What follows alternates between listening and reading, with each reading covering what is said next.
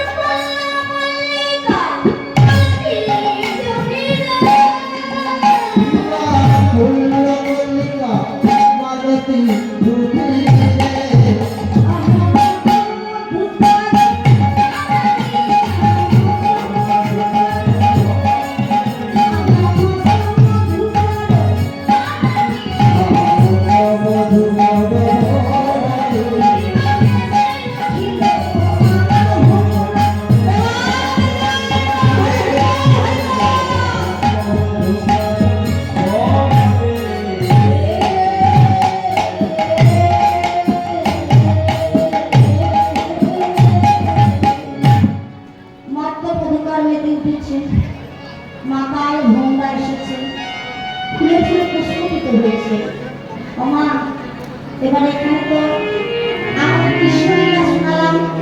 এবার কিছু আমাদের এখানে হবে যেটা আমাদের দেহের সঙ্গে সংসারের সঙ্গে একটা করে ঘটনা হয়, সেই ঘটনা এখানে দেখানো হবে, সেটা দেখতে পাবেন।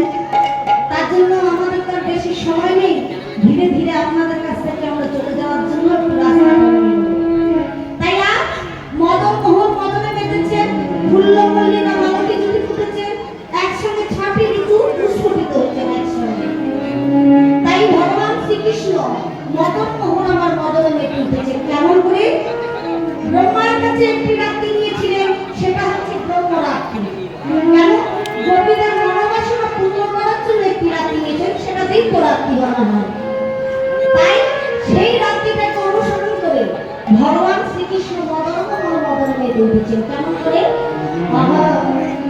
করে গেল রাত্রি ওই ছমাঘাটি শ্যাম মোহন মদনে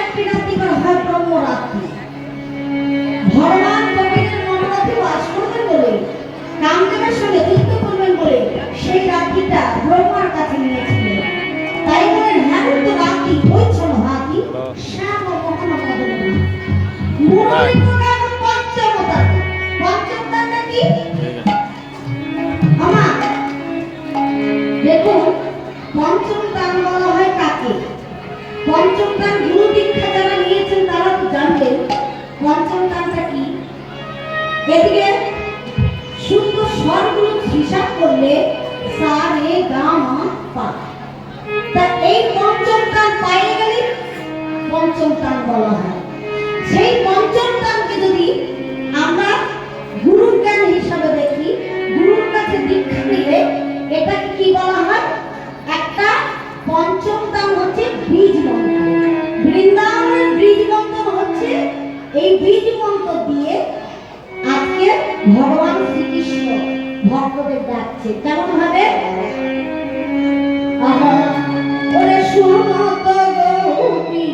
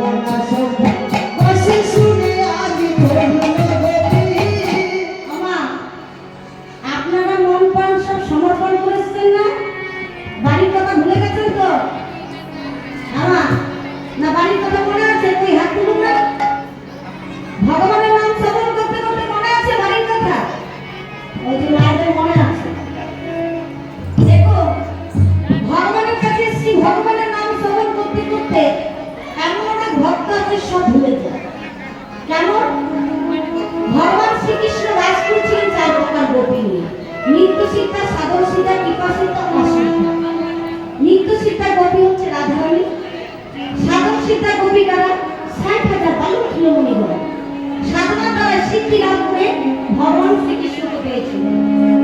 কখন? না ত্রেতা যুগে। ত্রেতা যুগে তারা বাল্যকীল মুনিরা ৬০,০০০ বাল্যকীল মুনিগণ তারা রামচন্দ্রের রূপকে দর্শন করেছেন, সীতা দেবীর সঙ্গে যুগল দর্শন করে তারা বলছেন, আহা, এরকম যদি আমরা ভগবান শ্রীকৃষ্ণকে প্রতিরূপে পেতাম আমাদের জীবন সফল হতো। সেই ৬০,০০০ বাল্যকীল মুনিগণ ভগবানকে বলেছিল, প্রভু আমরা আপনার জন্য পাবো কবে? বলে তোমরা পাবে আগত দাপর শেষে, তোমরা হবে আমার সাধন সিদ্ধা গোপী। এটা হচ্ছে সাধন সিদ্ধা। কৃপা সিদ্ধা গোপী কারা? যখন রামচন্দ্র যুদ্ধ করতে গেলেন সীতার জন্য রাবণের সঙ্গে, এমন সময় কি হয়েছিলেন? একটি মায়া সীতার মুন্ড এনে যেই না দাঁড় করিয়েছে, রামচন্দ্রের হাতে ধুলো পড়ে গেলেন। রামচন্দ্র বললেন, প্রভু আপনি হরধনু ফেলে দিলেন যে যুদ্ধক্ষেত্রে যাবেন না? বলে যুদ্ধ করতে যাব, তার জন্য বলতে পারো আমি যার জন্য যুদ্ধ করতে যাচ্ছি সেই সীতাই তো আমার নেই, আমি তার জন্য যুদ্ধ করব। বলে শোনো, তাহলে তুমি যুদ্ধ করতে যাবে না? এটা তো মায়ার সীতা, তুমি কি করে জানলে এটা মায়ার সীতা? বলে বেশ, তাহলে তুমি জানতে চাও, তাই মায়ার সীতাকে জানার জন্য একটি অগ্নিকুণ্ড জ্বালিয়ে যেই না আহুতি দিয়েছেন, তার থেকে দেখছেন শত শত সীতা এসে দাঁড়ালেন। যেই না শত শত সীতাকে দেখলেন, বলেন, প্রভু বলুন তো এর মধ্যে আমার সীতা কোনটা? দেখতে পেলেন একটিও সীতা নেই, সব মায়া। তাই বলেন, প্রভু আপনার অন্তরেও মায়া জেগেছে। তাই প্রভু এই মায়ার সৃষ্টি করেছেন আপনি জগৎকে, আর আপনার হৃদয়ে মায়া।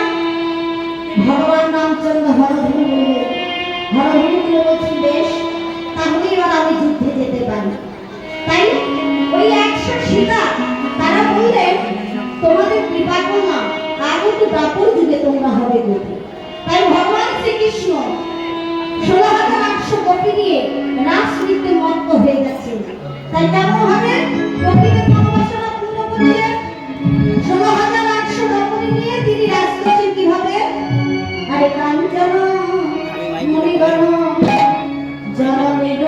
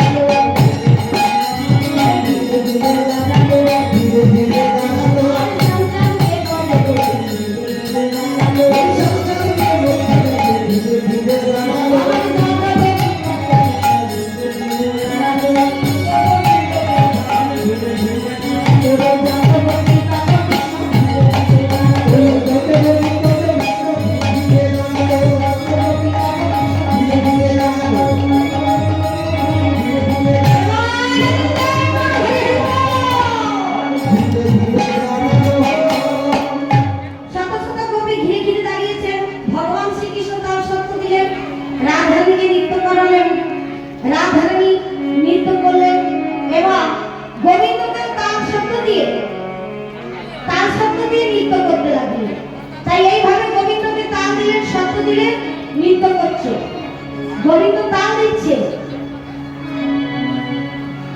গোবিন্দকে তাল দিলে কেমন তাল দিলে বলে তোমাকে নৃত্য করতে হবে, এই সবার মাঝে তোমাকে নৃত্য করতে হবে। গোবিন্দ বলে দেখো আজকে তো পায়ে ব্যথা, আজকে তো পায়ে ব্যথা, আজকে নৃত্য করতে পারবো না, অন্য আরেকদিন এসে করবো। গোপীরা বললেন কোনো কথা হবে না, তোমার তাল দিচ্ছি, শব্দ দিচ্ছি, তুমি নৃত্য করবে। মানে ঝান্ডা ঝানা খাটা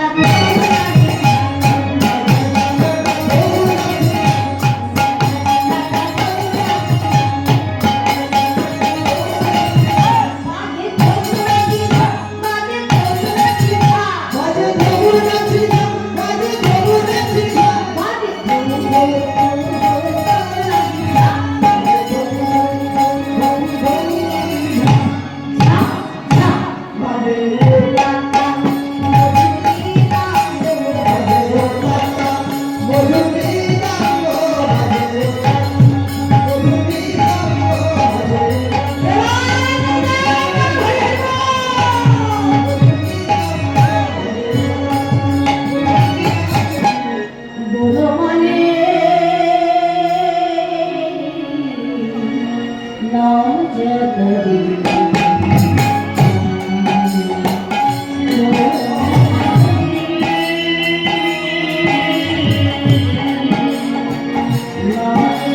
Krishna